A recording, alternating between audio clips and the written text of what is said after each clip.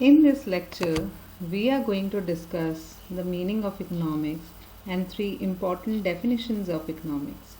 I would like to start with a famous quote by Tyler Cowen, an American economist and professor at George Mason University. He says that economics is everywhere and understanding economics can help you make better decisions and lead a happier life. So, if we want to lead a happy life, we surely need to make good decisions. And in order to make good decisions, we need to understand economics. Therefore, let us understand the meaning of economics. First, look at the dictionary meaning of economics. This one is from Oxford Languages. It says, economics is the branch of knowledge concerned with the production, consumption, and transfer of wealth. Or, it is the condition of a region or group as regards material prosperity. But as students of economics, we need to know a little more about economics. So let us turn to definitions given by renowned economists. We are here referring to the definition as given by Richard Lipsey that says, economics is the study of the use of scarce resources to satisfy unlimited human wants. Or Lawrence J. Peters says, economics is the art to meet unlimited needs with scarce resources. Lipsey's definition is the most appropriate starting point for those who are studying this subject for the first time. It focuses on two important things. Number one, resources are scarce, and number two, wants are unlimited. And we use economics to study how to satisfy those unlimited wants with scarce resources and make everyone satisfied, or let's say happy. We need to explore more definitions by great economists to understand it in a better way. Before starting with the definitions that we have in our syllabus, there are some facts which you must know related to this subject of economics. These are, number one, the term economics is derived from the Greek word oikonomia, meaning household management. Number two, it has emerged as a subject from political economy. Number three, Adam Smith is known as the father of economics. And number four, Smith wrote the famous book An Inquiry into the Nature and Causes of Wealth of Nations, published in 1776, which is known as Bible of Capitalism. This book forms the basis of modern economic theory, which we study in its present form. Now we start with three important definitions of economics as given by Adam Smith, Alfred Marshall, and Lionel Robbins. Number 1. Wealth definition by Adam Smith. Adam Smith, in his famous book Wealth of Nations, defined economics to be concerned with an inquiry into the nature and causes of wealth of nations, that is, as a science of wealth.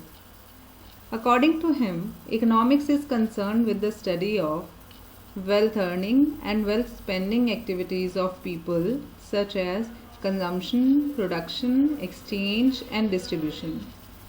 Therefore, we can say economics is the study of activities of people, such as consumption, production, exchange, and distribution, in the production of wealth. Further, Adam Smith discussed that economics is concerned with the behavior of economic man, whose main objective is to earn more and more money or create more and more wealth. Next feature of wealth definition is that it included only material goods and exclude non-material goods. These are the main features of wealth definitions of economics. There are some major drawbacks of this definition as well. A great demerit of Adam Smith's definition is that it overemphasizes wealth aspect and ignores welfare aspects of development, for example, social services, which makes this definition narrow and materialistic. Further, The concept of economic man is also criticized, as it says that the main motive of a man is to acquire wealth, and it ignores other motivations of a man like feelings, trust, emotions, self esteem, respect, etc. Further, this definition also ignores non material goods, which is a major drawback insofar as non material goods contribute to the creation of wealth of a nation. We all know in contemporary times, non material goods in terms of services play an important role in increasing the wealth of a nation. We now turn to next definition, material welfare definition by Alfred Marshall. Alfred Marshall, in his famous book Principles of Economics in 1890, defined economics as a study of mankind in the ordinary business of life. According to Marshall, economics is not only the study of wealth but also study of man. The study of man takes an important place in economics along with the study of wealth. Therefore, we may say that economics is the study of material welfare of man. Put differently, it studies how people try to increase the material means of welfare or well-being. Here, material welfare signifies the satisfaction or utility, or in common parlance, happiness by consuming goods or materials. Further, the Marshallian definition studies how a man gets his income, how he uses it, or how he makes best use of his resources. But the focus remains on mankind and material welfare. Further, this definition considers ordinary human beings rather than economic man as assumed by Adam Smith. It just seems to be more real as compared to that definition. The great merit of this definition is that it has widened the scope of economics by establishing a relationship between wealth, man, and material welfare, which was missing in case of wealth definition by Adam Smith. There are some drawbacks or points of criticism of this definition as well. The Marshallian definition considers only material welfare and ignores non-material welfare. Non-material welfare forms an important part of human welfare, and therefore it can be said that this definition focuses on material welfare and not human welfare, and that narrows its scope.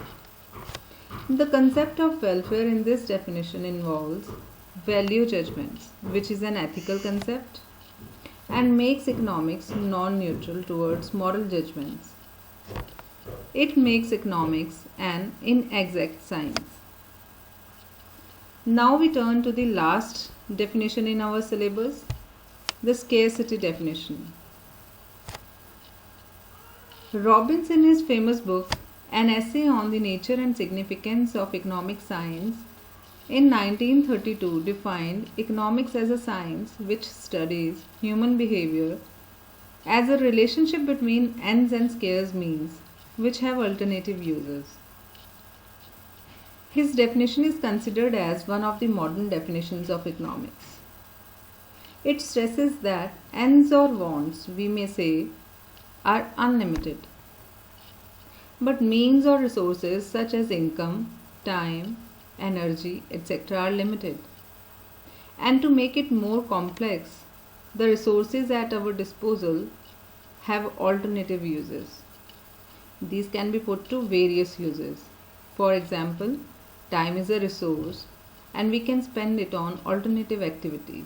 We may study, watch TV, play outdoors, do gardening, do social service, and the list is long. The main point here is human wants have no end, but they have limited resources with alternative uses to fulfill those wants. Economics is exactly the study of this decision making, this human behavior regarding making choices. This definition highlights the central problems in economics, which are scarcity and choice. Now, in name of major drawbacks, we just have two major criticisms of this definition. This definition considers economics as only a theory of resource allocation, that is, how to allocate resources to different uses, but it conceals the concept of promotion of human welfare. According to critics, welfare promotion should have been given primary importance rather than resource allocation. Robbins has proposed that scarcity is the root cause of all economic problems. Contrary to it, some economists are of the view that instead of scarcity, abundance is the main cause of economic problems which an economy faces. For instance, excess of supply of goods and services in relation to their demand causes recession or depression. Similarly, excess supply of labor in relation to its demand causes the problem of unemployment. Despite these criticisms, Robbins' definition is considered to be the most appropriate in explaining the economic problems in all kinds of economic setups, be it a developed economy or a developing economy. Scarcity and choice remain two important cornerstones of policy making. That's all for this video. Thank you.